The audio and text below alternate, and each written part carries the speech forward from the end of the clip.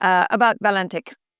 Valantic is a global company. We're more than 4,300 people all over the world. We are a consulting company as well as a software producing company as well as an advisory company. And our headquarters are in Munich, Germany. So why am I actually here? Why I'm talking to you? I've had quite a lot of discussions with Ursula and Tommy and Kimmo about resilience and the opportunities where there are. As they say, never let the good crisis go wasted. And this is why I'm here. So you probably have been impacted as well. Okay. By this, or the recent Cloudflare incident, which broke the internet. We've also had in 2023, the Baltic connector incident. We've had the subsea cables being cut. There has been power outages, presumably in Spain. Somebody impacted the network, as well as the power grids. So the world needs to be resilient. We need to be resilient. Finland needs to be resilient. And there's a huge opportunity here because Finland, as the newest NATO member, is allowed to participate in the NATO events. There's of course, for the normal procurement of the NATO services, and if Finnish businesses want to pitch to the NATO, normally all these military projects are very, very long time procurement cycles. What is, however, different is the NATO Innovation Continuum, which fast tracks all the projects from the idea to the actual implementation of these ideas within a year. And this is called Innovation Continuum. Also, a part of this is a digital foundry, which is if you don't know, it's basically the place where weapons are being made out of metal. Metal is being melted, and then you're forged swords and stuff like that. So NATO wants to build a digital foundry, meaning that you have a lot of digital solutions which are sort of off the shelf for all the NATO members, and then you can sort of go like Amazon.com and then order them and implement it into your own purposes. And this digital foundry is being established now, actually on 10th of December in The Hague. There's the launch event. Me and Ursula were actually invited there. This is invitation only. And basically now we have the chance to really push Finland as a forward country. In addition to that, I will be talking about a little bit about experience-based acceleration. You probably haven't heard that one either. And it's a method what I used to teach and launch and scale up at Amazon Web Services. So previously, from my person, I have been studying here in Finland in Helsinki, left in 98 to European Parliament, and then have been abroad ever since. I've been a senior vice president of fixed income trading at the German Stock Exchange. I'm now executive vice president of strategic alliances at Valantic. At AWS, so Amazon Web Services, I was leading professional services teams as well as the experience-based acceleration method for all EMEA, from Finland to South Africa, from Dubai to Portugal, all industries, all customer segments. So why Finland, and why I want to really make sure that we have here a very, very, very good opportunity, and we start leading with this. Finland obviously has the longest border with NATO. We have the deterrent from Russia. We are the critical infrastructure hub for quite a lot of folks, and we have the culture of huoltovarmuus. So preparedness. And this is really the key, that you can't have these technologies just being technologies. You also have to have the adaptation. And basically, we also not have the culture, the adaptation, and the desire to defend our country, but we also have a lot of innovation capabilities. Everybody knows Nokia. We have now Reorbit. We have iSci. We have Vario. We have Patria. We have the whole full stack, which we can use as an ecosystem to really lead this innovative approach. So why do we need to do this? Because NATO has a huge interoperability challenge. And this is really the case. There are 32 member countries. Each of them are sovereign countries, obviously. Each of them have their own rules, regulations, policies, and own defense. Now, we have had, because of that, everybody does their own way, and it's the same thing as you wouldn't be able to do the same thing from one company to another because they have their own policies and organizations, etc., etc. So it takes months to implement something from one country into another. Like, for example, now with the drones coming up in Poland and drones showing up in Denmark, if Finland would have a great solution for deterrent and detecting and so on and so forth, and these would be needed now, it wouldn't be able to be a plug and play. And this is what is going to be the strategy. So NATO and the NCIA, which is the NATO Communication and Information Agency, they is basically the CTO offices in place, because you have the political structure where Jarno is taking place and representing Finland. Then you have the sort of the operations where this NCA is sort of being, and then you have obviously the military operations where the command is and who are the guys who are doing the stuff. So basically, NATO is really determined to solve this interoperability problem, and they have this strategy for that by 2030 this is happening. And it's basically because of emerging technologies, because of disturbing technologies, and this is really their deepest desire to be ahead of the bad guys, right? Because the bad guys won't, and the enemy, they won't wait. Whether it's a cybersecurity or whether it's a cybersecurity threat, like Kimmo said, and all these guys, they're also always, they're not waiting. They're just like moving around and using every single thing in the tech stack what they can take.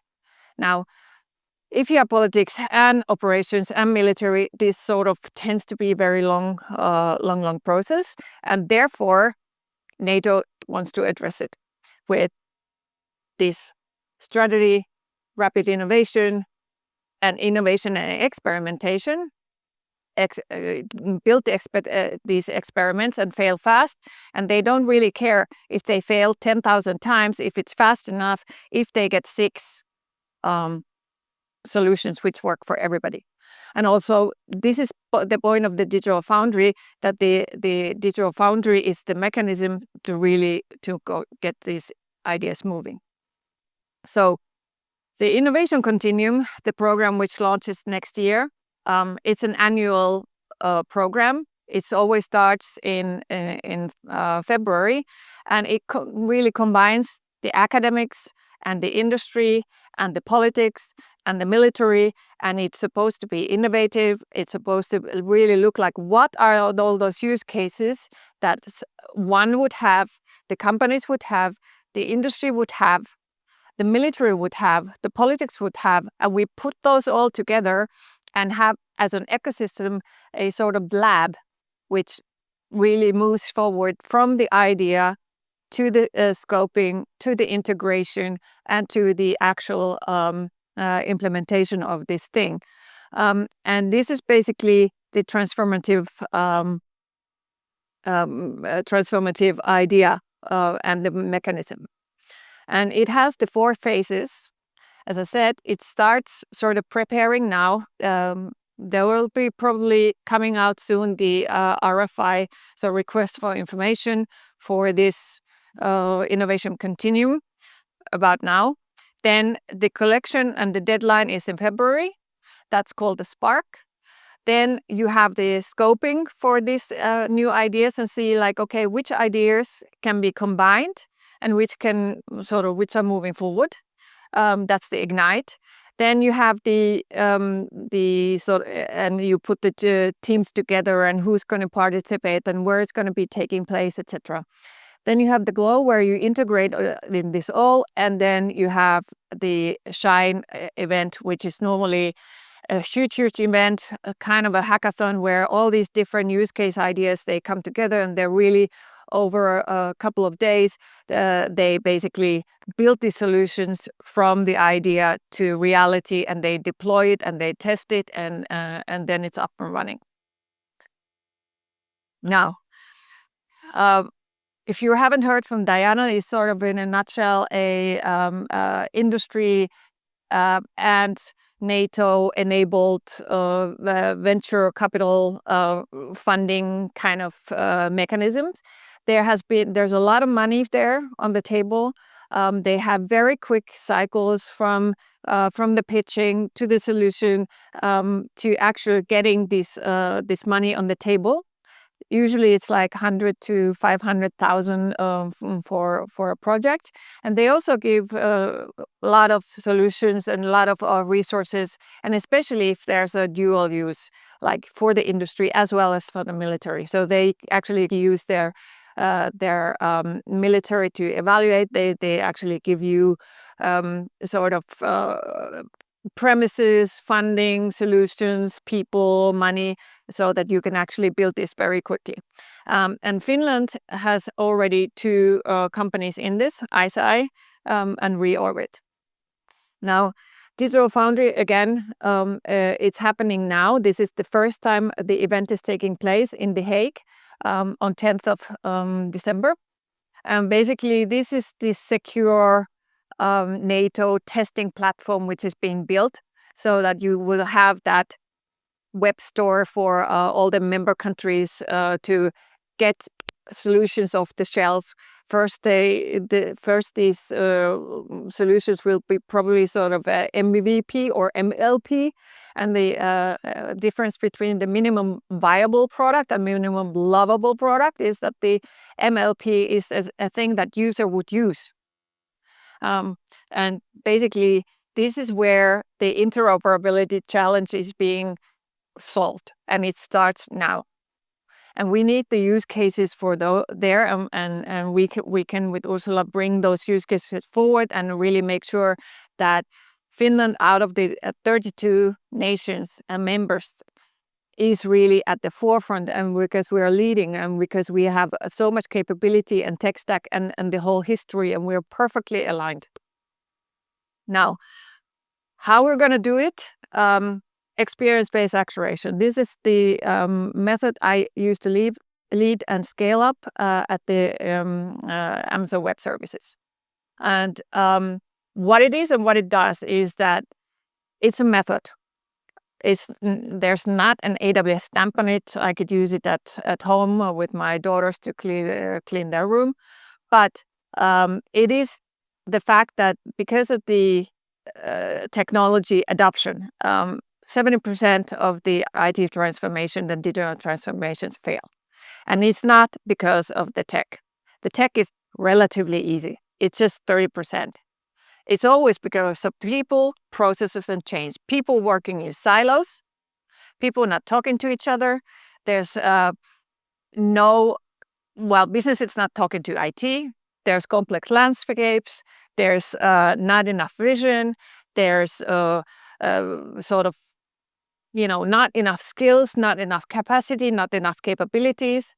And people are basically in silos where security is going like, hey, you product guys are too irresponsible, you shouldn't do this, and product guys are then, you're too uptight security. And they are working in the same organization and they're fighting with each other, even though they should be working towards the same goal. So what the EBA is and what it does is that it accelerates the capacity. It brings the cross-functional teams together to work as one team towards one goal. And this basically, because it's a sort of a war room approach, that you bring all the people in the room, that you don't open a ticket and root it, and then 10 years later, you have the solution. This is basically how the acceleration comes. And here I have actually real life examples. Danske Bank, for example, they were trying to go to cloud, and back in the days they were like, oh, can we go to the cloud? No, yes, no. And everybody thought that, okay, this is not going to happen. And we said like, okay, let's do an EBA. We started prepping. We took 4 weeks to prep. We scoped for the applications. We got all the stakeholders in the room. It was Christmas time. We were wearing Christmas sweaters and stuff, and we had like some cakes in the room. And it was like this: you had a table, and then those cross-functional teams were working as in separate meetings over 3 days over hackathon. In separate work streams, and there's a cross-pollination because one table was talking about the solution and where they were stuck, and the other guy from the other table was like, hey, we already solved this thing. And if they hadn't been there in that room, they would have tried to reinvent the wheel. And the other guy said, like, the analyst said, hey, well, we do with analysis. He was like very grumpy guy. Didn't want to work at all on this thing, and I don't like it. It's really weird, and what is this in the first place? And then we built this thing within a day, and the next day he was like, oh, I can actually do stuff now. I thought this would never happen. Okay, and then he was all in fire. So and moving forward, they started to use the EBAs over and over again, and now they have made a strategic collaboration agreement with AWS. They are moving all the stuff into the cloud within the next couple of years. Another example is like really simple. Is actually from Polar. I can talk about it because this is another public reference. So one guy was coding, and the other guy was having the permissions issue, and the security guy is like, okay, well, try this, doesn't work. Try that, doesn't work. Try that, doesn't work. And they went back and forth 14 times. And after that, the guy who was coding could start going. And I was like, oh, okay, now we can move it. And then I was like, okay, well, hold on. If you would be in normal circumstances, you would be at home office, you would be in the office, you would open a ticket, it would get routed, how long this exchange would take. And the guy was like, about 4 months. And I was like, yeah, exactly. 4 months compares to 4 minutes.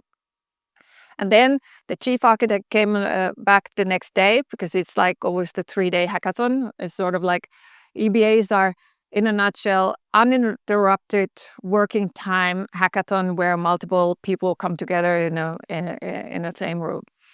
And the other guy is like, okay, well, why don't we work like this in a normal way? And this is exactly what NATO wants to do.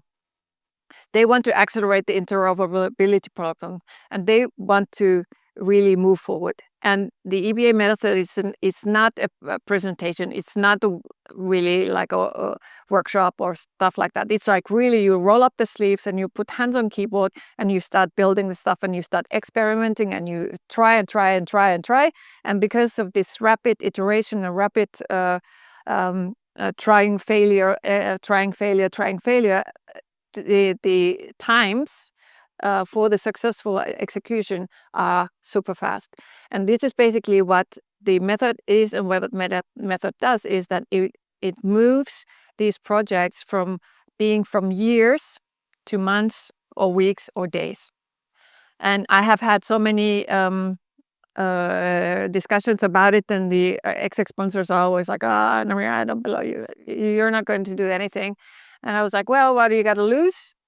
let's just give me 3 days, and you're not going to migrate anything into the cloud. And guess what?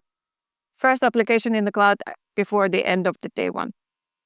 And then this customer, which was global, and this was in the Corona times when we had really teams in India, and we had them in Ukraine, we had them Australia, Europe, everywhere, and we were online, and in the US, of course. That they had 6 applications in scope, and they were so fast that they actually added 4 on top.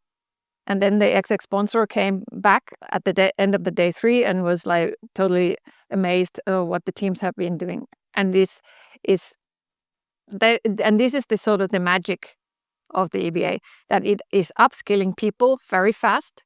It's a safe environment to experiment, and it speeds up and it really changes the way you work, because we're not supposed to wait.